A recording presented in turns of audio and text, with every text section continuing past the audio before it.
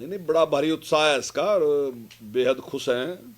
और इसके लिए हम अपने केंद्रीय नेतृत्व का भी और साथ ही जो हमारे राज्यों का नेतृत्व है और हमारे कार्यकर्ता हैं उनको बहुत बहुत बधाई, बहुत बहुत शुभकामनाएं। और जनता के हम आभारी हैं कि उन्होंने हमारे प्रति विश्वास व्यक्त किया। और जो नीतियां हैं केंद्र सरकार की और जो स्टेट में जिस प्रकार के जनहित के काम किए जा रहे हैं, तो उसके देखते हुए जनता ने भारतीय जनता पार्टी पे विश्वास व्यक्त किया। सर, फिर चौधरी वीरेंद्र सिंह ने फिर से कहा कि विसाखी की जरूरत नहीं है, गठबंधन अब तोड़ देना चाहिए। अब स्पष्ट हो चुका है कि बीजेपी अपने आप में सक्षम है। देखिए, भारतीय जनता पार्टी का जो हाईकमान है उसने सारे निर्णय लेने हैं। किसी भी व्यक्ति के कहने से कुछ होने वाला नहीं है इस प्रकार का। तो ये निर्णय ना मेरे अधिकार क्षेत्र में है ना किसी और के अधिकार क्षेत्र में, ये तो हमारे हाईकमान का है। जो विचार करेगा, जो निर्णय लेगा, वो सारी पार्टी मानेगी। सर, कांग्रेस का कहना है कि हरियाणा पे इसको भी असर नहीं पड़ेगा इन परिणामों का, क्योंकि हरियाणा के मुद्दे अलग हैं। हरियाणा में उस जीत का कोई ज़्यादा असर नहीं रहेगा। नहीं, हरियाणा के कौन से मुद्दे अलग हैं? मतलब गरीब के भला करने के लिए जो काम है तो वो मध्य प्रदेश का अलग है, हरियाणा का अलग है। पानी टेल तक पहुंचाना हरियाणा का अलग है, मध्य प्रदेश का अलग है। एमएसपी देना हरियाणा का अलग है, मध्य प्रदेश का अलग है। सारे मुद्दे तो वही हैं जिन पे लोगों ने मोहर लगाई। हरियाणा तो उससे भी ज़्यादा आगे काम कर रहा। चाहे एमएसपी देने की बात थी, चाहे किसान को बोझा देने की बात थी, चाहे जो जिस प्रकार का विश्वास खत्म हो गया था जनता का कि नौकरी के बारे में, डेवलपमेंट के बारे में, कि ये चीज़ें उनको मिलेगी जिनके पास सिफारिश होगी। आज तो सिफारिश की कहीं बात ही नहीं है। आप तो अगर आप किसी का बीपीएल बढ़ना तो सिफारिश नहीं चाहिए, आयुष्मान बढ़ना सिफारिश नहीं चाहिए, पेंशन लगानी सिफारिश नहीं चाहिए, और अन्य कोई डेवलपमेंट का काम है सिफारिश नहीं चाहिए। पंचायत का सरपंच भले ही किसी पार्टी का हो, लेकिन जितनी आबादी है उसके हिसाब से पैसे डाल देंगे, यानी कि गांव अपने आप ही योजना बनाएगा। तो ये सारी जो निष्पक्षता के साथ काम कर रही सरकार, माननीय मुख्यमंत्री जिस प्रकार से चल रहे, तो मैं समझता हूँ इस पर जो बीजेपी का वोट प्रतिशत है, मैं दावे के साथ कह सकता हूँ कि वो बढ़ेगा और सीट भी बढ़ेगी। सर, ये भी चर्चाएं चल रही हैं हरियाणा भाजपा के, कई नेताओं ने कहा कि लोकसभा और जो विधानसभा चुनाव है वो इकट्ठा होना चाहिए, और विपक्ष का ये आरोप है कि मोदी लहर में जीतने की कोशिश है, इसी वजह से ऐसा कहा जा रहा है।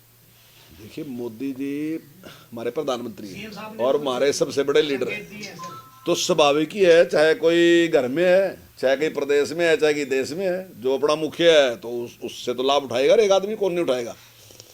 अगर मेरे पिताजी की रेपुटेशन अच्छी हो तो स्वाभाविक है कि मैं फायदा उठाऊंगा उसका।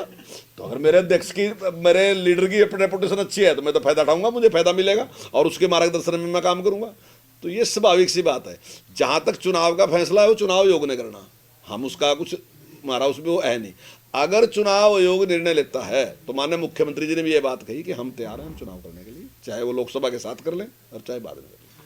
प्रदेश अध्यक्ष कांग्रेस भाजपा के नायब सैनी, उन्होंने कहा कि इस बार 80 पार का नारा उन्होंने दिया है। पिछली बार 75 पार का था, इस बार उन्होंने 80 पार का नारा दिया है। क्या कहेंगे? देखिए, मैं तो ये बात कह सकता हूँ कि हमारा परसेंटेज ऑफ वोट है वो निश्चित तौर से बढ़ेगा, और जो गरीब समाज है उसमें हमारा विश्वास बढ़ता जा रहा है। जिस निष्पक्षता के साथ हम काम कर रहे हैं तो उस सारे समाज में हमारा आधार और बढ़ता जा रहा है, और लोग ये समझते हैं कि ये पार्टी हमारे कल्याण के लिए काम कर रही है। सर, हाईकोर्ट में मामला आया था स्कूलों से जुड़ा हुआ कि कुछ मूलभूत सुविधाएं स्कूलों में नहीं है, और हाईकोर्ट ने कई अधिकारियों को भी पेश होने के लिए कहा है। ये क्या मामला है? नहीं, देखिए, मई मास में ये इस प्रकार का एफिडेविट दिया गया था, उसमें कुछ इस प्रकार की थी बात, लेकिन हमने उसको सारे को कंप्लीट कर लिया। कल ही मैंने अधिकारियों की बैठक बुलाई थी, लगभग जो कमियां थी वो सारी की सारी हमने दूर कर दी।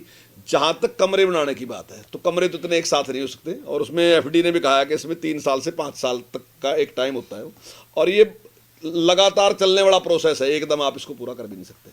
तो निश्चित तौर से जो कमरों वाला है उसको छोड़ के बाकी हमने सारा कंप्लीट, लगभग कंप्लीट कर लिया। 15 दिसंबर को हम एफिडेविट दे देंगे कोर्ट में कि हमने इसको पूरा कर लिया। इसके अलावा सर, शुरू होने जा रहा है उसको लेकर आज कांग्रेस विधायक दल की जो मीटिंग है, सरकार की अपने स्तर पर तैयारी, क्योंकि बहुत से मुद्दे ऐसे हैं कांग्रेस कह रही है इस बार सरकार को घेरा जाएगा कई मुद्दों। नहीं, ये उनकी ड्यूटी है, ये हमें घेरने की उनकी ड्यूटी है कि वो पूरी तैयारी करके आएँ और सरकार पे सवाल उठाएं, और हमारी ड्यूटी है कि हम उनके हर सवाल का जवाब दें।